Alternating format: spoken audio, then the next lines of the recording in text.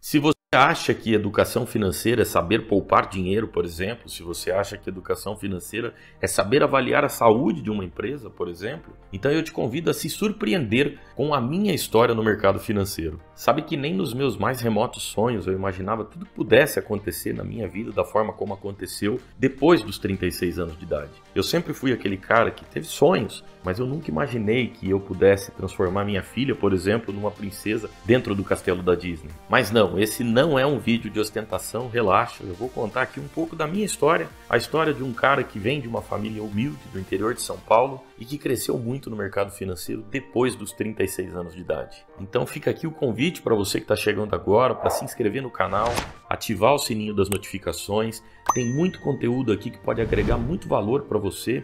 E a gente coloca vídeo aqui praticamente todas as semanas. Quanto ao like, assista o vídeo primeiro, se você se identificar com a minha história, se agregar valor para você, aí sim você clica no joinha aqui embaixo para contribuir com o canal, tudo bem? Bora pro vídeo. Olha, toda criança, principalmente os meninos, já identificam seus heróis logo cedo, né? Hoje existem muitos heróis, existem os heróis da Marvel, existem os heróis da DC. E eu também, quando muito criança, já tinha escolhido o meu herói. O meu grande herói era e é até hoje o meu pai. Um jovem camponês que se casou muito cedo, na década de 70, deixou seus pais, deixou seus irmãos e partiu para a cidade grande com uma esposa, com a roupa do corpo, alguns cruzeiros no bolso e foi tentar ganhar o mundo e de fato ganhou. Eu me espelhava muito no meu pai, eu queria ser igual a ele, eu queria usar o cinto de couro que ele usava, eu queria ter a moto que ele tinha. Eu venerava meu pai, sabe? E eu, tanto quanto meu pai, comecei a trabalhar muito cedo. Era uma criança de 12 para 13 anos, trabalhando numa farmácia no centro de Jundiaí, uma cidade do interior de São Paulo, onde eu morava. E era 1988. Eu recebia o meu salarinho e o que me intrigava bastante é que dias depois, aquele salário que eu tinha recebido já não estava valendo mais nada. Nós estávamos vivendo os piores anos de inflação que esse país já viveu. Então aquilo era uma semente na minha cabeça do quanto eu tinha que trabalhar, do quanto eu tinha que cuidar do meu dinheiro para tentar perder menos para aquela inflação doida que a gente tinha naquela época. E eu, desde criança, sempre fui um cara focado e doido ao mesmo tempo. Para você ter uma ideia, eu saía de casa às 7 horas da manhã com uma mochila enorme. Naquela mochila tinha o material da escola, do colégio, tinha a marmita. Então eu trabalhava o dia todo na farmácia e no final do dia eu seguia a pé, mais ou menos 3 quilômetros, para o colegial, que era uma escola na cidade de Jundiaí, onde eu estudava. E lá eu fazia o processamento de dados junto com o colegial. Só que eu saía dessa escola só às 11 horas da noite. Então eu não tinha tempo para estudar em casa. E eu estudava muito. Mas quando eu estudava? Eu estudava de madrugada. Muitas vezes meu pai ia trabalhar, acordava 4, 5 horas da manhã e me pegava estudando na cozinha de casa. Meu pai falava, menino, vai dormir. E eu lá estudando. Eu estudava madrugada, estudava nos finais de semana. Sempre fui doido assim. Mas ao longo da minha trajetória como estudante, eu gostava muito de empresa, eu gostava muito de ficar analisando as empresas. A coisa tomou outro rumo e eu acabei me pós-graduando em gestão empresarial e financeira pela Fundação Getúlio Vargas. E eu também me casei muito cedo e seguindo os passos do meu pai, eu acabei saindo da farmácia e fui trabalhar numa grande indústria lá da cidade. E por lá eu fiquei 24 anos, deixando lá muito trabalho, muito suor. E durante esse período todo eu realizei muitos sonhos, mas o principal deles foi ter construído a minha casa antes dos 30 anos de idade. Ela era linda, ela tinha uma árvore plantada no fundo de casa e um carro na garagem, exatamente nos detalhes em que eu havia sonhado. E o principal de tudo, né? Eu não financiei absolutamente nada para construir essa casa. Eu sempre tive horror a financiamento. Eu simplesmente montei um projeto e segui à risca até eu terminar a minha casa. Claro que foi difícil, mas o sucesso é difícil, é óbvio. E o curioso é que durante esse período todo eu acabei descobrindo uma vocação que eu nem sabia que eu tinha, que é justamente dividir o aprendizado, né? Poder dividir tudo aquilo que eu havia aprendido na minha vida toda com as pessoas, poder ajudar as pessoas. Tanto que eu tive a oportunidade de fazer palestras em instituições no norte do Brasil, fazer palestra em universidades. Enfim, quando a gente não impõe limites para nossa capacidade, a gente vai se desenvolvendo cada vez mais sem mesmo perceber, sabe? Mas durante essa fase da minha vida, uma coisa que me intrigava muito, uma coisa que pipocava na minha cabeça era: eu tinha um bom dinheiro guardado na poupança, eu tinha o meu trabalho, ganhava bem, nós havíamos montado um negócio, eu e minha esposa, ou seja, eu sabia ganhar dinheiro. Mas a questão era, será que eu estava sabendo investir o meu dinheiro poupado? É claro que não, né? Dinheiro na poupança nunca foi um investimento e eu já sabia disso desde os meus 14 anos quando eu trabalhava na farmácia. E aquilo me intrigava muito, sobretudo porque alguns amigos já tinham valorizado seu capital nas ações da Vale e da Petrobras em mais de 150%. E eu, que tinha estudado para avaliar empresas, eu que tinha me formado e sabia avaliar a saúde financeira das empresas, ainda não estava no mercado financeiro de renda variável. Naquela época, o governo tinha até liberado o fundo de garantia para que as pessoas pudessem investir nas ações da Vale e da Petrobras. E eu lá usando todo o meu know-how, todo o meu conhecimento técnico de tudo aquilo que eu me formei na empresa que eu trabalhava. E essa é uma característica de nós brasileiros, né? A gente se forma, a gente estuda, a gente se mata de trabalhar na empresa, a gente gasta toda a nossa energia intelectual para a empresa de outras pessoas. E a nossa empresa, que é a nossa vida pessoal, sempre fica de lado. Enfim, eu nem me dei o trabalho de ficar analisando muito a saúde financeira da Vale e da Petrobras, porque eu já sabia que eram boas empresas, e em outubro de 2007 eu finalmente entrei para o mercado de renda variável, aportando uma boa grana nas ações da Petrobras e da Vale. Eu lembro que eu tinha pagado coisa de R$19 nas ações da Petrobras, por exemplo, e em janeiro de 2008 essas ações já estavam valendo R$23. Aquela época era de ouro. O que eu fiz? Eu fui lá, peguei 60% de tudo que eu tinha na poupança e comprei em ações da Petrobras e da Vale. E em maio de 2008 as ações da Petrobras chegaram a bater R$31. E eu pensava, nasci para o mercado financeiro, vou viver de renda passiva. Mas em setembro de 2008, o Lehman Brothers, um dos maiores bancos americanos, quebrou e deu início ao fatídico estouro da bolha imobiliária.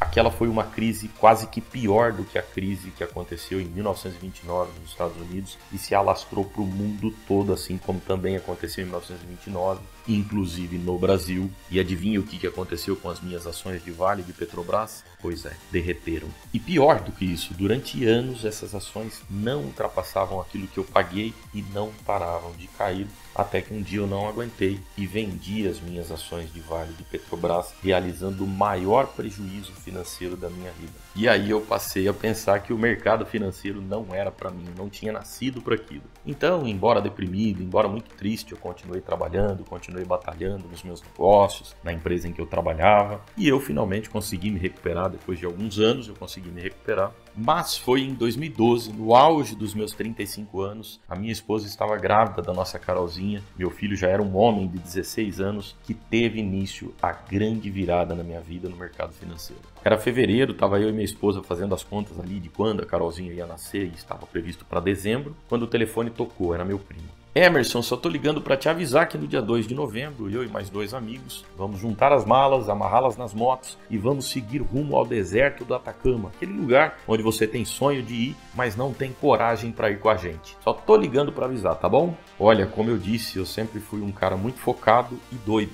Jamais me diga que eu não consigo ou eu não sou capaz de fazer alguma coisa, porque o efeito é exatamente o inverso e meu primo sabia disso. Conversei com ele mais de 1 hora no telefone, desliguei, me sentei no sofá, abri uma cerveja, me pus a pensar, aliás, eu me pus a me questionar. Este é de fato um sonho que eu tenho há muito tempo, mas este não é o momento, ainda não está na hora. Eu vendi minha moto, precisaria comprar outra mais adequada, enfim, não era o momento. Já levei minha família para muitos lugares maravilhosos, mas viajar sem eles agora seria muito injusto. Meu Deus do céu, que loucura eu estar me questionando tudo isso, que loucura, minha esposa está grávida, eu não posso fazer isso agora. E rodar 8.000 quilômetros sobre 2 rodas não é uma tarefa fácil. Deixar o trabalho, chega, definitivamente não dá. Fiquei triste, era um sonho, eles me convidaram, quando é que isso aconteceria novamente? Mas não era o momento, não rola, não dá, é insanidade, é loucura total.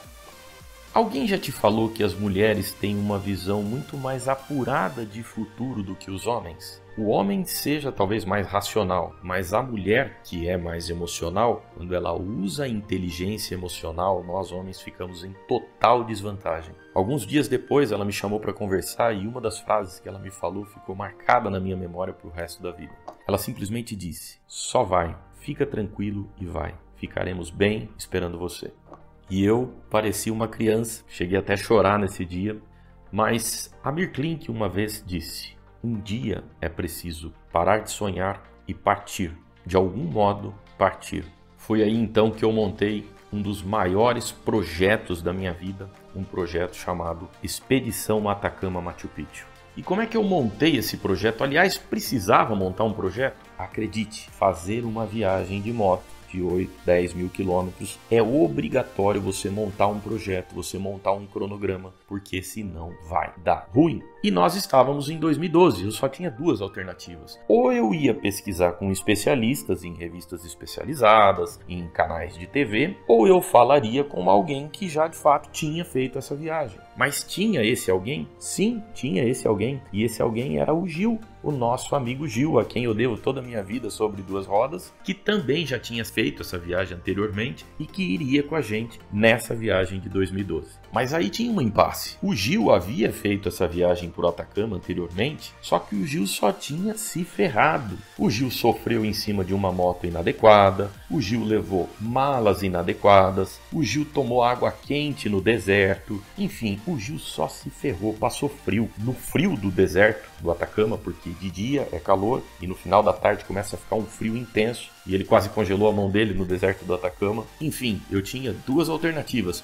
Ou eu pesquisaria com os analistas, ou eu pesquisaria com quem já se ferrou indo para lá. É claro que eu escolhi montar o projeto em cima da experiência do Gil. Anotei minuciosamente tudo que o Gil havia passado na viagem anterior. Eu pesquisei também blogs de mais pessoas que tinham feito a mesma viagem para o deserto do Atacama. E eu aprendi muito com tudo isso. Eu queria prever tudo que poderia acontecer de ruim durante essa expedição toda. E como eu deveria me preparar para cada uma dessas situações, cada momento, trajetos, acessórios, cuidados comigo, cuidados com a moto, cuidados com o relacionamento com os amigos, cuidados nos países vizinhos, documentação, seguro, hotéis, perigos na estrada, proteção contra o frio intenso, proteção contra o calor intenso. Enfim, este projeto era quase um livro. Aliás, pode até virar um livro, quem sabe, né? As estatísticas nos blogs que eu pesquisei mostravam que mais de 50% dessas viagens muito longas acabavam mal. Ou era por acidente, ou era por moto quebrada, ou era até por briga entre amigos, porque é muito tempo junto. É quase que um Big Brother aquilo ali, né? Enfim, às 4 horas da manhã do dia 2 de novembro de 2012, eu saí de casa deixando uma esposa grávida de 8 meses, um filho, um homem de 16 anos de idade que seria o homem da casa, e parti com uma expedição que mudaria minha vida para sempre. Foram mais de 10 mil quilômetros passando por todo esse interior do Brasil, Paraguai, Argentina, Chile, Peru, e a gente retornou para o Brasil entrando pelo Acre na cidade de Rio Branco. Eu tive a oportunidade de conhecer desde o deserto do Atacama, com todas as suas belezas naturais, até o energizado sítio dos Incas, o famoso Machu Picchu, que fica no Peru. E qual foi o resultado da execução desse projeto? Qual foi o resultado dessa viagem? Vou te falar algumas das frases desses meus queridos amigos. Nunca mais viajo sem o Mercito, meu apelido. Eu bebi água gelada nos 40 graus do deserto do Atacama graças a ele. As barrinhas de cereais que o Mercito levou salvaram a minha vida. Não vivo sem a silver tape do Mercito. E o engraçado é que este meu amigo Gil, ele mudou a rota nessa viagem. Por que ele mudou a rota? Porque ele já tinha feito a viagem anteriormente e ele sabia quais eram as melhores rotas. Enfim, saiu um Emerson de casa e voltou outro Emerson para ver a Carolzinha nascer no dia 22 de dezembro de 2012. Essa viagem, essa expedição, esse desafio mexeu muito com a minha cabeça, de tal forma que eu voltei diferente, eu voltei querendo realizar muitas coisas em que eu não havia realizado ou fazer aquilo em que eu ainda não tinha tido sucesso, que era justamente o mercado financeiro, e eu resolvi me dar mais uma chance. Só que dessa vez eu fiz diferente, eu comprei um curso, eu fui estudar e eu fui me aprofundar no mercado financeiro através das operações de day trade. Ao que parecia era a forma mais rentável e rápida de se ganhar dinheiro nesse mercado. E aí eu estudei por um ano, me dediquei muito nesse estudo, nesse curso que eu havia feito, operei em conta de simulador e um ano depois eu comecei a operar em conta real. Comecei a ganhar e perder dinheiro. E o objetivo, é claro, era ganhar muito mais do que perdia, porque perder faz parte. Era o que eles diziam. O importante é controlar as perdas. E não era para ser difícil, né? Os caras diziam que era possível ganhar, por exemplo, 10 mil reais. Você provavelmente iria perder ali em torno de 4 mil reais e iria ganhar em torno de 6 mil reais, o que seria um nível muito bom para um day trader. Enfim, isso me pareceu muito bom, não é mesmo? E como é que se controla isso no day trade? Simples. simples, você simplesmente vai ter uma meta positiva e uma meta negativa. Se você está operando lá durante o pregão, todos os dias, na Bolsa de Valores, você, quando atinge a sua meta positiva, você tem que sair fora. Chega de colocar em risco o seu capital. E a mesma coisa vale para as metas negativas. Se por acaso você atingir o seu limite de perda, você cai fora e só começa a operar no outro dia. Maravilha, tudo ok. É mesmo tudo ok? Então tá. Aquela sexta-feira em que eu estava operando, e aí quando dava mais ou menos 13 horas da tarde, 1 hora da tarde, eu já havia perdido R$1.000. E aí, esses R$1.000 que eu havia perdido já era a minha meta negativa. Ou seja, eu tinha que cair fora do mercado. Eu não poderia continuar colocando em risco o meu capital. Então, você sai fora do mercado numa sexta-feira e vai para o final de semana azedo, chateado, deprimido, porque havia perdido R$1.000 na sexta-feira. E aí você começa uma segunda-feira pesada de um final de semana em que você havia perdido R$1.000 na sexta-feira e começa com aquele psicológico já abalado. Começa a operar e aí perde um pouquinho aqui, perde outro pouquinho ali, ganha uma outra operação aqui, perde outra lá e quando dá aí por volta de meio-dia, você novamente perdeu R$1.000, assim como aconteceu comigo várias vezes. E aí você pensa, puxa vida, eu já perdi R$1.000 na sexta-feira, passei o final de semana muito ruim e agora eu vou começar uma semana negativa de novo. Mas tudo bem, o importante é você ganhar R$6.000 e só perder R$4.000. Simples, né? Olha, você que está me vendo agora, investidor, eu só não perdi muito dinheiro no mercado de day trade porque eu já tinha experiência anterior lá das ações da Vale e da Petrobras. Senão eu poderia ter perdido todo o meu capital. Tem muitas pessoas que operam e não conseguem se controlar tanto para o negativo quanto para o positivo e acabam perdendo tudo que tem, inclusive pessoas que têm muita grana. Tem pessoas que chegam a perder milhões de reais dentro de um único dia. Tudo por quê? Porque elas acham que só precisam entender da parte técnica, esquecem do psicológico. E também porque as pessoas têm a falsa ilusão de que é possível você operar contra os HFTs. O que são HFTs? São os robôs de alta performance. É por isso que day trade não dá dinheiro, não existe como ganhar dinheiro com day trade. Você está operando contra máquinas. Você que estudou 1 ano ali no seu simplesinho Dellzinho ali, você acha mesmo que você vai conseguir bater os grandes robôs dos grandes servidores, dos grandes bancos do mundo todo? É claro que não. Isso é uma grande ilusão. E foi exatamente o que aconteceu comigo. E eu parei, é claro. Mas a questão era, novamente eu ia desistir do mercado financeiro? Eu me senti desafiado por esse mercado financeiro. Eu tinha conhecimento, eu sabia analisar a saúde financeira das empresas, eu já sabia muito do mercado financeiro, já tinha estudado bastante. O que eu deveria fazer? Bom, me pus a pensar, né? Puxa vida, onde é que eu tive sucesso? Por que eu estou tendo fracasso no mercado financeiro? Eu vou olhar para onde é que eu tive sucesso. Quais foram os projetos da minha vida em que eu tive sucesso? Puxa vida, eu tive sucesso, por exemplo, na construção da minha casa. Mas eu tive sucesso também no projeto da Expedição Atacama Machu Picchu. Foi um projeto que deu tudo certo. Eu poderia me basear nesse projeto. E eu me baseei sim nesse projeto para poder voltar ao mercado financeiro. E por que o projeto da Expedição Atacama Machu Picchu deu muito certo? Porque eu não fui atrás de pesquisar as coisas com analistas, com especialistas. Eu fui atrás do skin the game, ou seja, eu fui atrás daquele cara que de fato viajou. Eu fui atrás daquele cara que de fato sofreu com a viagem. E a mesma coisa eu tinha que ter feito no mercado financeiro. Então dessa vez eu resolvi fazer isso. Na viagem de moto era o meu amigo Gil. E no mercado financeiro eu tinha um amigo? Tinha, era o Frank. Um grande amigo que eu tinha desde a época da faculdade. Então eu fui conversar com o Frank.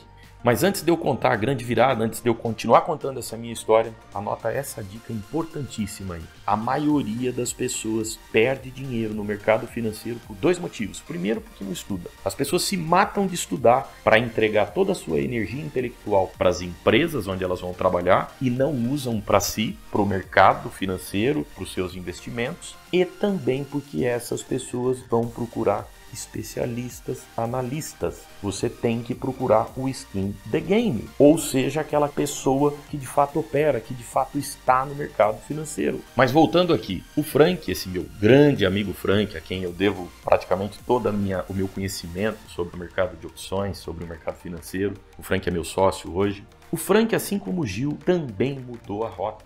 O Frank operava day trade e ele descobriu muito antes do que eu que day trade é uma baita ilusão. Não se ganha dinheiro nesse curtíssimo prazo ali de minutos, segundos. E o Frank então começou a operar o mercado de opções. E aquilo tudo eu fui fazendo esse comparativo, eu fui fazendo essa analogia entre a expedição Atacama Machu Picchu e o mercado financeiro. Então foi assim que eu comecei a operar opções, foi assim que eu conheci o mercado de opções, o mercado que mudaria a minha vida para sempre. Quando você opera day trade, você ganha ou perde dinheiro, na maioria das vezes perde dinheiro em fração de minutos. Ou seja, não há o que fazer. Você abre uma ordem de compra e você pode perder aquilo ali em fração de minutos. Não tem como voltar atrás, não tem o que fazer. Ou você ganha ou você perde. E na maioria das vezes perde porque você está operando contra robôs de altíssima performance. E aí eu comecei a estudar as opções com o Frank, fui começando a fazer as minhas primeiras operações, mas uma coisa que eu percebi que mais me marcou logo nas primeiras operações é que, totalmente ao contrário do mercado de day trade, o mercado de opções você monta uma operação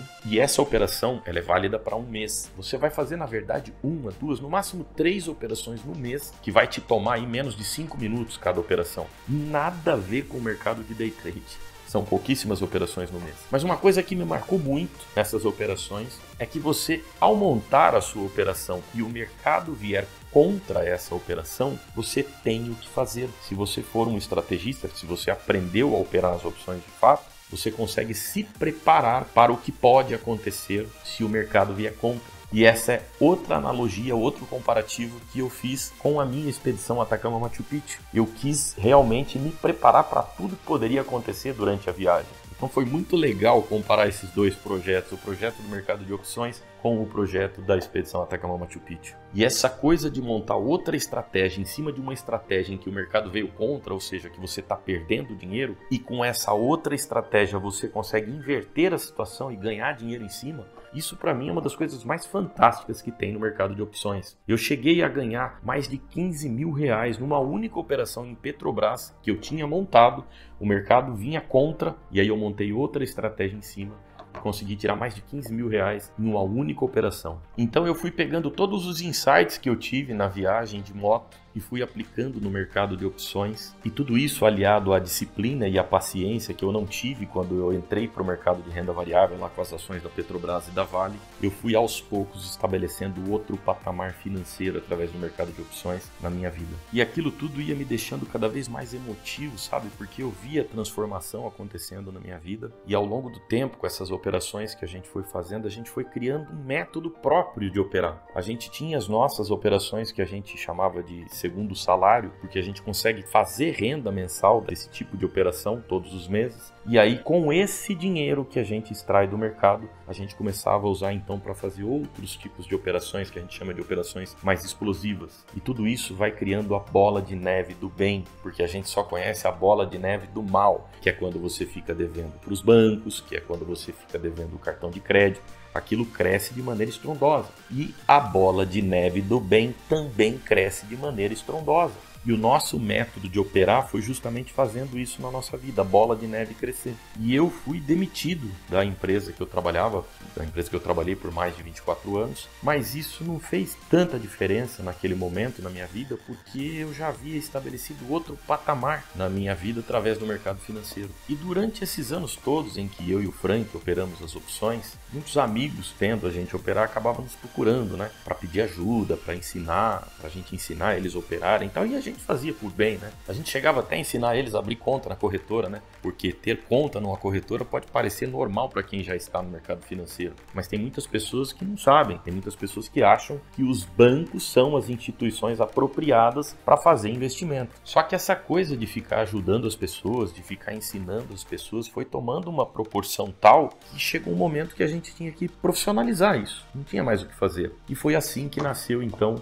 a Vega Educacional. Foi assim que nós criamos o método Elite 30X, que é o método que pode te fazer ter uma rentabilidade de até 30 vezes o rendimento da poupança. Aquela poupança que eu tanto tinha aborrecimento desde os meus 14 anos de idade, para combater a inflação, que hoje não é tanto mais. É sempre um fantasma que está assombrando a gente, né? E eu costumo dizer que a Vega Educacional, ela está nascendo, ela tem pouco mais de 9 meses, então é um bebê que está nascendo, mas eu fico muito feliz porque a comunidade dos alunos da Vega cresce a cada dia, é cada vez maior, e é um prazer, é uma honra muito grande ver os meus alunos ganhando dinheiro no mercado financeiro, ganhando dinheiro no mercado de opções, usando justamente o método Elite 30X que nós criamos. Então não tem dinheiro que pague isso, não tem dinheiro que pague esse prazer, e eu poder trazer de volta a minha vocação de ensinar as pessoas, a minha vocação para ajudar as pessoas, isso é muito emocionante para mim, sabe?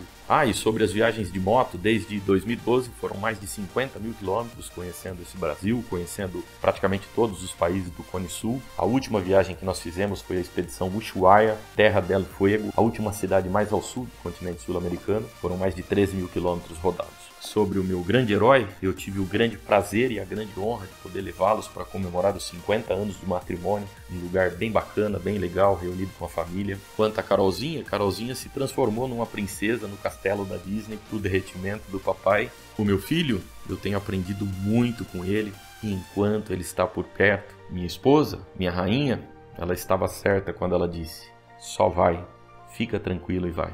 O meu propósito tem sido dividir tudo o que aconteceu na minha vida financeira e dividir todo o meu aprendizado através do mercado de opções. E eu quero te convidar para participar disso também. Eu te convido para participar do treinamento Segredos do Investidor de Sucesso, que vai acontecer nos dias 9, 10 e 11 de novembro, sempre às 20 horas, horário de Brasília. Eu vou te mostrar como eu ganho dinheiro no mercado financeiro através das opções, investindo muito menos do que você investiria, por exemplo, comprando ações e usando apenas 5 minutos do seu tempo uma única vez no mês. Eu vou te mostrar como eu dei a grande virada na minha vida financeira. Clique em Saiba Mais que eu estou te esperando do outro lado. É só clicar aqui nessa descrição do vídeo que está aparecendo que eu te espero do outro lado. E agora sim, se você gostou do vídeo, se você se identificou com a minha história, se agregou valor para você, clica aqui no like e faz o seguinte: compartilhe esse vídeo com seus amigos, com o maior número de pessoas possível, tudo bem?